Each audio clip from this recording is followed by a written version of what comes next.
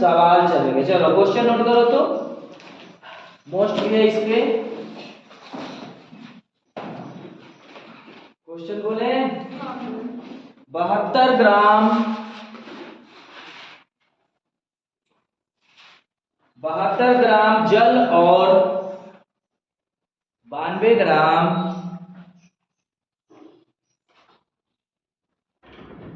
72 ग्राम जल और 92 ग्राम ethyl alcohol, 72 ग्राम जल और 92 ग्राम एथिल एल्कोहल। एथिल एल्कोहल का फार्मूला क्या होता है? C2H5OH। 72 ग्राम जल और 92 ग्राम एथिल अल्कोहल के मिश्रण में दोनों के मोल प्रभास की गणना कीजिए।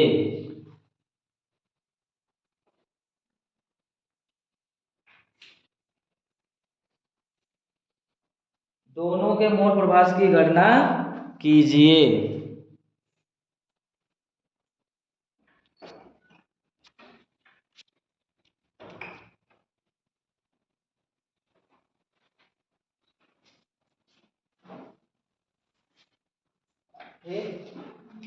देखो ये छोटा क्वेश्चन है, लेकिन इसमें क्या फाइंड करना है? Mole fraction. मोल फ्रैक्शन निकालना है ना। तो देखो समझो पहले, ठीक है, छोटा सा समझो। क्या बोला है? कितना ग्राम? H2O कितना ग्राम है? 72 ग्राम। मतलब जल का क्या दे दिया है? द्रव्यमान। और एथिल एल्कोहल C2H5OH कितना ग्राम? 92 ग्राम। यानी ये क्या दिया है? एथिल एल्कोहल का द्रव्यमान दिया है ना। अब किसका चाहिए? जब विलयन बनाया गया तो अलग इस जल का मोल प्रभास और किसका? एथिल एल्कोहल का मोल प्रभास। अब बताओ मोल प्रभास निकलता कैसे है? जैसे जल का मोल प्रभास निकालना है तो इसका फार्मूला क्या हो जाएगा? जैसे H2O का मोल प्रभास निकालना होगा। मोल प्रभास यहाँ पे क्या लिखाएगा? हाँ, H2O के मोलों की संख्या बटे विलयन में उपस्थित कुल मोलों की संख्या। अब मोलों की संख्या निकलता कैसे है? द्रव्यमान बटा आणविक द्रव्यमान यानी अणु भार निकलता है ना। तो छोटा छोटा चीज पहले हम लोग निकाल के रखेंगे, ठीक है। चलो इसका हल करते हैं। पहले क्या क्या दिया है? H2O का द्रव्यमान कितना दिया हुआ है?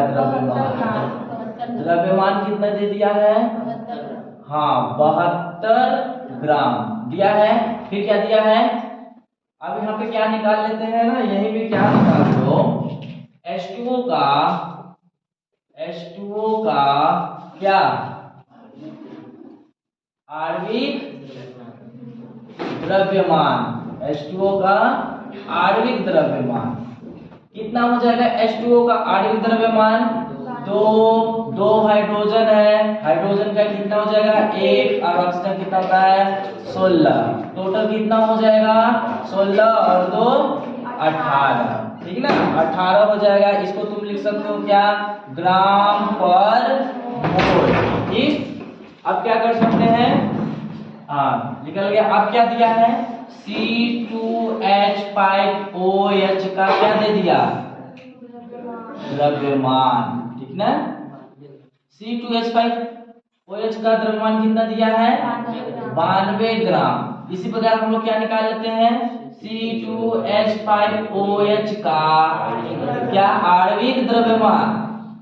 आणविक द्रव्यमान या अणु भार, ठीक ना।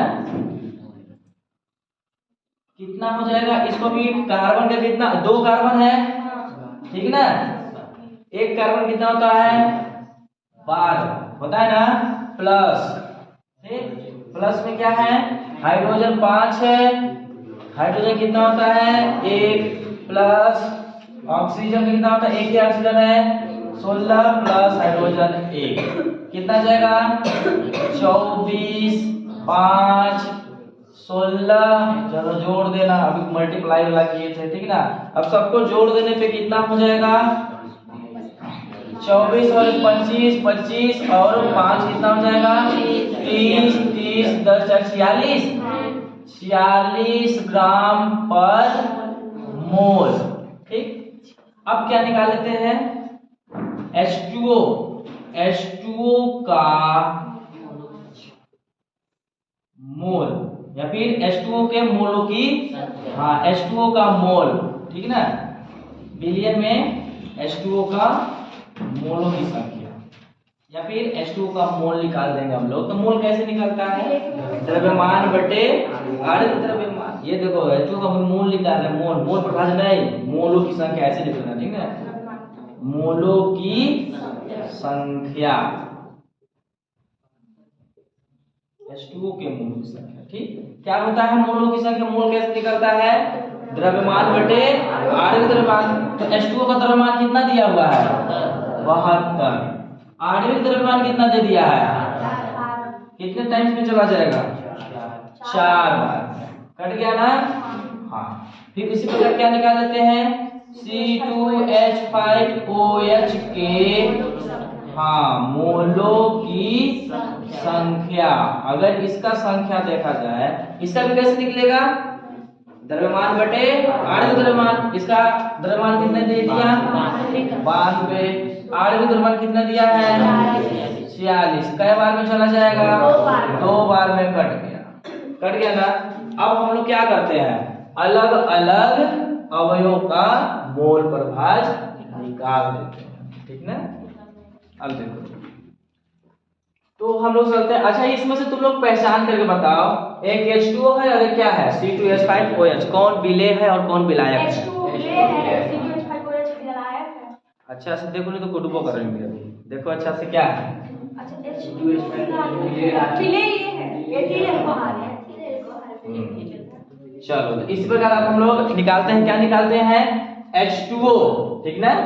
H2O का क्या निकालते हैं, H2O का मोल प्रभाज, H2O का क्या मोल प्रभाज, ठीक है। तो H2O का मोल प्रभाज निकालने के लिए क्या होगा,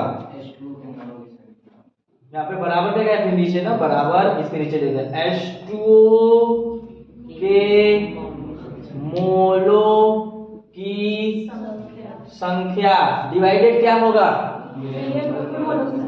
बिलियन में कौन कौन है H2O और C2H5OH, या फिर बिलियन लिख दो या फिर ऐसे लिख सकते हो H2O के मोलों की संख्या प्लस C2H5OH के मोलों की संख्या, दोनों प्रकार के मेथड से लिख सकते हो, ठीक ना। या फिर लिख देते हैं H2O के मोलों की संख्या प्लस C2H5OH के, हाँ मोलों की संख्या। चलो, H2O के मोलों की संख्या कितना आ गया है, H2O के मोलों की संख्या 4 डिवाइडेड H2O कितना आया है 4, C2H5OH के मोलों की संख्या कितना आया है 2, कितना जाएगा 4/6, डिवाइड कर दोगे कितना आ जाएगा 0.36, फिर 4 बचेगा 36, फिर 6 से आगे हिसाब कर सकते हैं ना। देखो, अब देखो, अब कौन बचा, H निकल गया, अब कौन बचा C2H5OH। अब इसको निकालने के लिए दो मेथड, या तो इसी प्रकार निकाल दो, क्या C2H5OH का क्या मोल प्रभाज, ठीक, कैसे निकलेगा, फार्मूला भी क्या हो जाएगा C2H5OH के मोलों की संख्या डिवाइडेड क्या होगा, डिवाइडेड यही होगा, बिलियन वही ना होगा, H2O के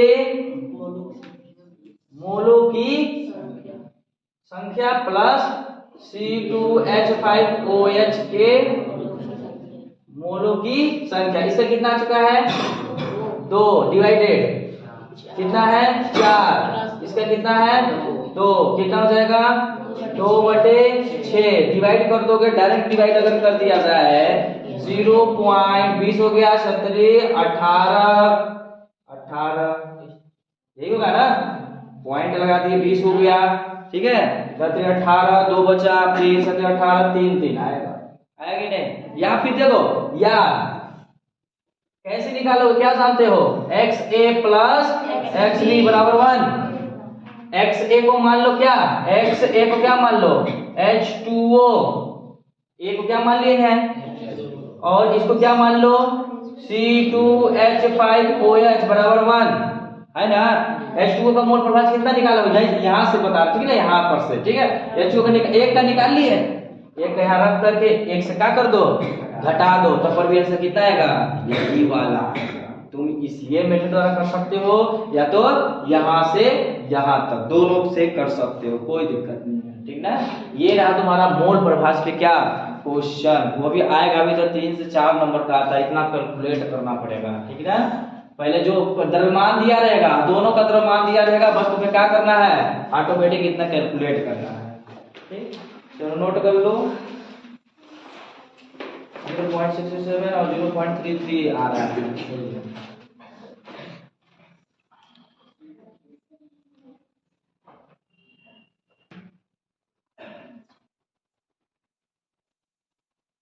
जो कि बहुत सारे नियम आते हैं, सब मिटा देना। ये सब सवाल एक बार बोर्ड पे बता देते हैं तो घर पे अपने से लगाया करो, ठीक ना। जब नहीं आता है तब फिर से पूछा करो, ये नहीं कि छापने लगे, छापने से कोई फायदा नहीं होगा।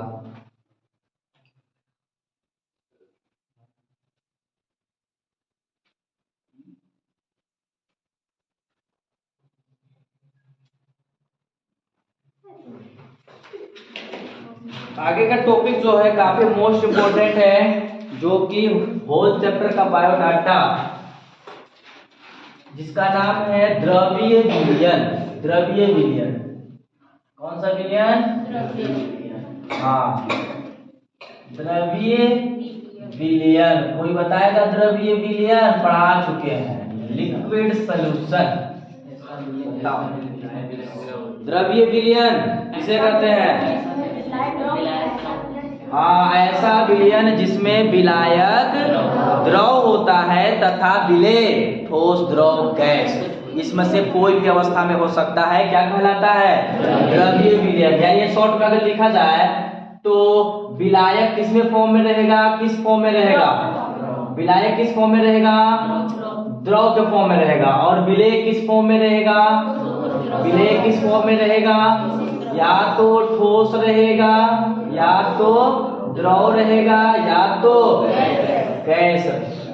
यही ना कहलाता है क्या, द्रव्य विलयन। तो द्रव्य विलयन कितने प्रकार के हैं, 3 प्रकार हो सकता है ना। एक बार अगर ठोस को द्रव में घोल दिए, एक बार द्रव को द्रव में घोल दिए, एक बार गैस को द्रव में घोल दिए, 3 प्रकार का नहीं विलयन बना। तीनों प्रकार को डिवाइड करो, 9 प्रकार का, ठीक है। 9 प्रकार का, काहे 9 प्रकार का है,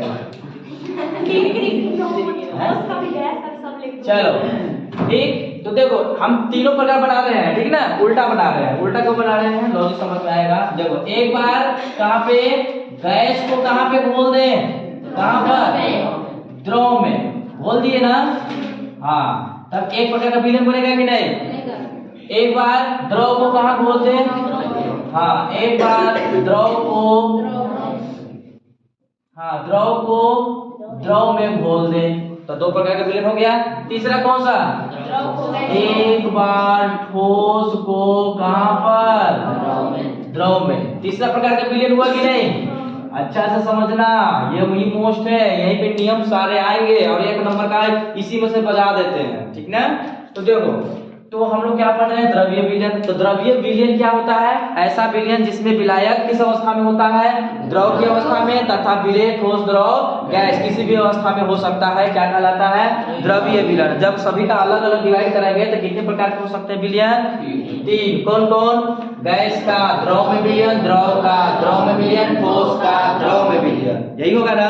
तो इसमें विलेय कौन है, द्रव, विलायक कौन है, द्रव, इसमें विलेय कौन है, गैस, द्रव कौन है, विलायक। देख लेना इधर और इस साइड वाला क्या लिखा है, विलायक, ये भी विलायक, द्रव द्रव जितने भी द्रव है क्या है, विलायक। और जो उस साइड है कौन है, विलेय, विलेय। अगर इसका एग्जाम्पल का बात किया जाए, किसका बात किया जाए, एग्जाम्पल, जैसे गैस को कहाँ घोल देना है, गैस को कहाँ घोलना है, तो इसका एग्जांपल देखोगे CO2 plus H2O, CO2 plus, मतलब कार्बन डाइऑक्साइड कहाँ पे घुला हुआ है? जल में, H2O, ठीक ना। H यानी CO2 कार्बन डाइऑक्साइड कहाँ पे? जल में, यानी लिक्विड में घोला गया है, यानी जल में CO2 को जल में घोला गया, ठीक है ना। इसका एग्जांपल देखोगे, इसका एग्जांपल कोई बता सकता है? अभी जस्ट तो अभी ये सवाल लगा है, कौन सा? C2H5OH को कहाँ पर? H2O में। हाँ ये देखो, ठीक है। हाँ अब इसका एग्जांपल आ जाते हैं, ठीक है। इसका एग्जांपल अगर आ जाएंगे तो ठोस को कहाँ पे?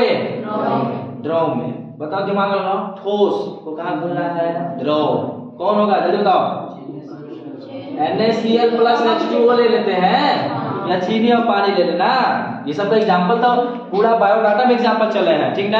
अब तुम दिमाग देखो, गैस को द्रव में, ठीक ना, गैस को द्रव में घोलना है। द्रव माने कुछ भी हो सकता है, ठीक है ना। जैसे पानी जो पीते हो ना, उसमें भी कार्बन डाइऑक्साइड की मात्रा कुछ उसमें भी क्या है? घुला हुआ है। जो Pepsi cola, Coca Cola, Sprite जितना भी पढ़ते हो ना, वो पीते हो, और उसमें जो घोला जाता है, कौन घोला जाता है? CO2। अब कैसे घोला जाता है, इसी चैप्टर में पढ़ोगे तुम।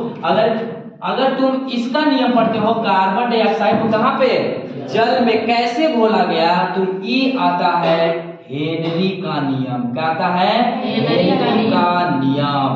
पहला क्वेश्चन तो यहीं पे उठ गया कि हेनरी का नियम किस विलयन पे लागू होता है? गैस का द्रव में विलयन पे। 1 नंबर का क्वेश्चन यहीं से आता है, ठीक ना। हेनरी का नियम, ठीक। अगर तुम द्रव को द्रव में घोल रहे हो, क्या कर रहे हो? द्रव को द्रव में, तब जाकर यहाँ पे कौन सा नियम पढ़ोगे? राउल्ट का नियम। कौन सा नियम?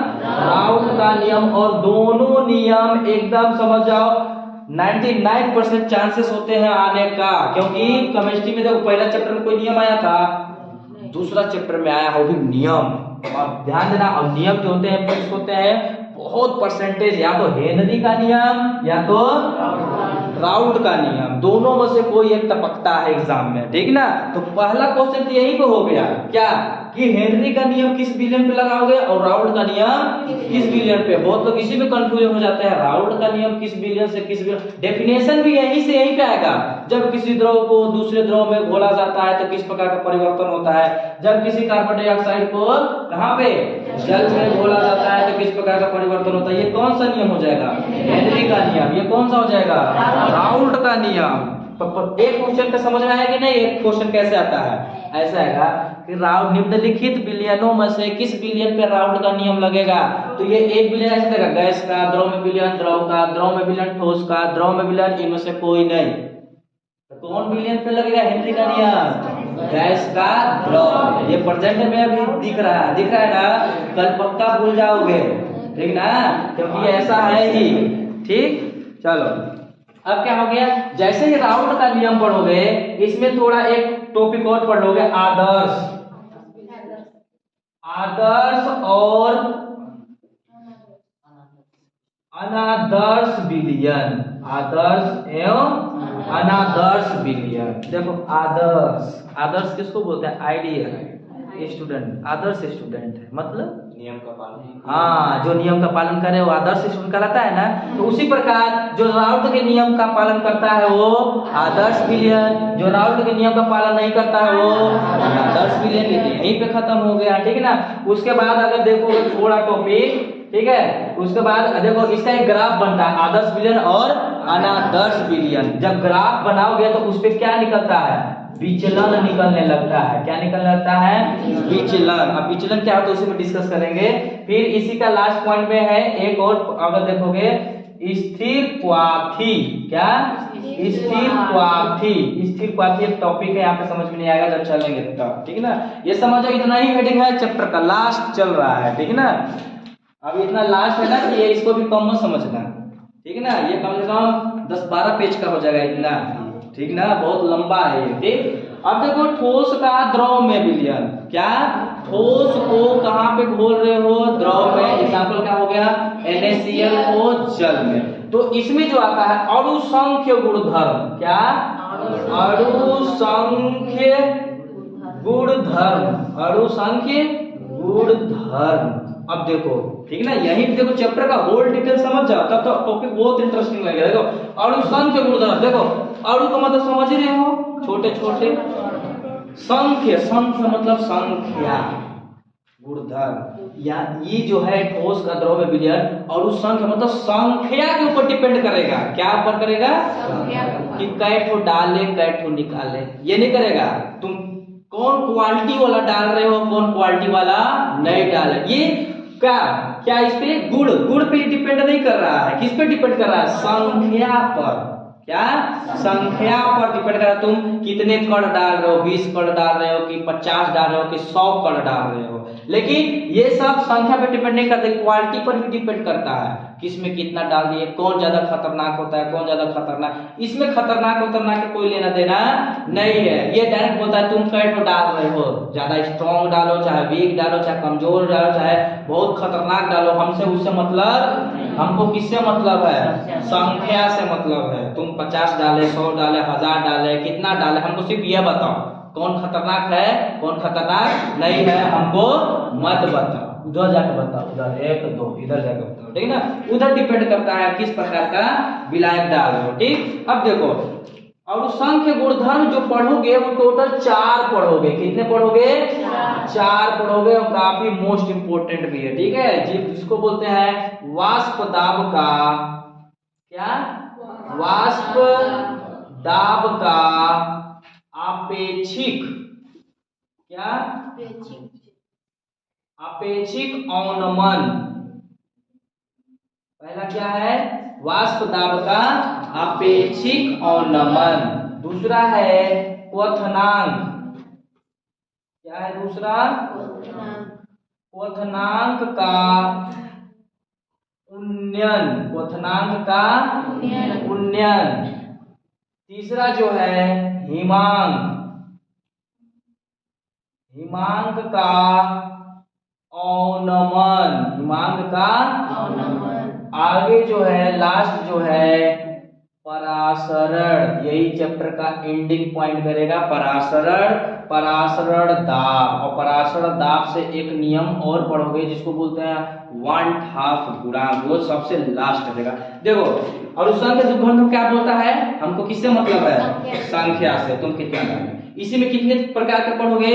4। कौन कौन? वाष्प दाब का आपेक्षिक अवनमन। देखो यहाँ पे नया चीज आया, अवनमन का मतलब क्या होता है? वृद्धि। क्या होता है? वृद्धि, ठीक ना। अब एक मिनट, उन्नयन का मतलब होता है वृद्धि, अवनमन का मतलब होता है कमी। अवनमन का मतलब कमी, उन्नयन का मतलब होता है वृद्धि। उन्नयन का मतलब क्या होता है? वृद्धि का मतलब बढ़ना। देखो उसी प्रकार हिमांक का अवनमन, अवनमन का मतलब कमी, और हिमांक का मतलब फ्रीजिंग पॉइंट। फ्रीजिंग पॉइंट में क्या हो गया? कमी। क्वथनांक उबलना, उबलने में भी और क्या कर दो? वृद्धि कर दो। परासरण दाब, ये प्रेशर से मतलब है, ठीक है। तो देखो इसी में बहुत सारा क्वेश्चन बनता है। जैसे अंडे को जब उबाला जाता है तो हम लोग क्या डालते हैं उसमें? नमक। तो उबालोगे तो पानी डालोगे ना करोगे, उसमें क्या लॉजिक सब आता है, ठीक है ना। तो एक्स्ट्रा में क्या डालते हो? क्यों डालते हो? उद्देश्य तो ये रहता है कि अंडा कहीं से चटक न जाए, फट न जाए, लेकिन ये उद्देश्य नहीं रहता है। ये भ्रम निकाल दो दिमाग से, इसके लिए करते हैं क्वथनांक का उन्नयन, ठीक है। अगर तुम दाल पका रहे हो, क्या कर रहे हो? दाल को पका रहे हो, ठीक। अगर तुम दाल में नमक डाल के पका रहे हो तब तो दाल बहुत जल्दी पक जाएगा। अगर दाल पका करके बाद में नमक डाल रहे हो तो उसमें काफी टाइम लगेगा। अब क्यों लगेगा? तुम्हें यही चैप्टर तुम्हें डिस्कस करेगा। कौन? क्वथनांक का उन्नयन। और यह परासरण दाब, परासरण दाब जो कि है प्रेशर कुकर, जो आज डेली लाइफ में यूज हुआ है। अब खुले बर्तन में दाल पकाते हो? नहीं। प्रेशर वाला जो कुकर आता है उसमें अब पकाते हो। बहुत सारा इसमें नियम पढ़ने वाले हो, बहुत सारा इसमें नियम, ठीक है। अब इस ये यहाँ पे क्या हेनरी का नियम क्या बोलेगा कि हम पेप्सी यानी Sprite, Coca Cola, Thums Up में गैस क्यों डालते हैं? क्या रीजन है? पीते हो तो ढक्का रहता है कि नहीं? क्या निकलता है? CO2। ये भी एक नंबर का क्वेश्चन। जब हम लोग Pepsi cola, Coca Cola, Sprite जब पीते हैं तो उसमें से जो हम लोग ढक्का लेके गैस निकालते हैं वो कौन सा गैस निकलता है? 4 ऑप्शन देगा। क्या क्या? ये देखो, तो कौन सा ऑप्शन रहेगा? CO2। ये मत करना कि जल निकालते हैं, जल, ठीक है ना, जल नहीं निकलता है, कौन निकलता है? CO2 निकलता है। और ये तो दूसरा पॉइंट, 2 पॉइंट तो याद रख लेना। कौन? हेनरी का नियम और हेनरी का नियम कब आता है? कौन से विलयन को? जब गैस को द्रव में घोलोगे तो कौन सा नियम? राउट का नियम। जब द्रव को द्रव में घोला जाता है तो कौन सा नियम? राउट का नियम। और इसी के नीचे 10 पढ़ लोगे, ठीक है। और जब ठोस को कहाँ पे घोलोगे? तो वहाँ पे क्या, किससे मतलब रहेगा? जैसे तुम पानी में क्या डाले? नमक, 1 चम्मच नमक डाले ना, तो ये तुरंत पूछेगा 1 चम्मच नमक में कितने छोटे छोटे कण है, गिन के बताओ। डायरेक्ट ये बोलेगा, ठीक है, कितने करते। और ये टोटल कितने हैं? 4। वाष्प दाब का अपेक्षित, अवनमन, क्वथनांक का, घूर्णन, हिमांक का, परासरण, बहुत प्रकार के एक से एक वैरायटी प्रकार का क्वेश्चन जो डेली लाइफ में जो तुम लोग कंफ्यूजन में पढ़ते हो ना, वही सब जो रॉन्ग दिमाग में फिट हो गया है ये क्लियर कर देगा, ठीक ना। तो आज के बाद दिमाग में फिट कर लो। अंडा उबालते समय जो नमक डालते हैं, अंडा फट न जाए, ये उद्देश्य से हम लोग नहीं डालते हैं। क्यों डालते हैं इसमें समझ में आ जाएगा शॉर्ट। क्योंकि देखो अंडा को जल्दी उबालना है तो तुम क्या डाल दो? नमक, वो जल्दी उबल जाएगा। दाल को जल्दी पकाना है तो नमक डाल करके पहले से ही पकाओ, तुरंत पक जाएगा। ये नहीं कि पक गया फिर नमक डाले फिर घोले, क्योंकि कुछ अधिक समय लगेगा। यही चैप्टर में लॉजिक है, ठीक है। पहले पूरा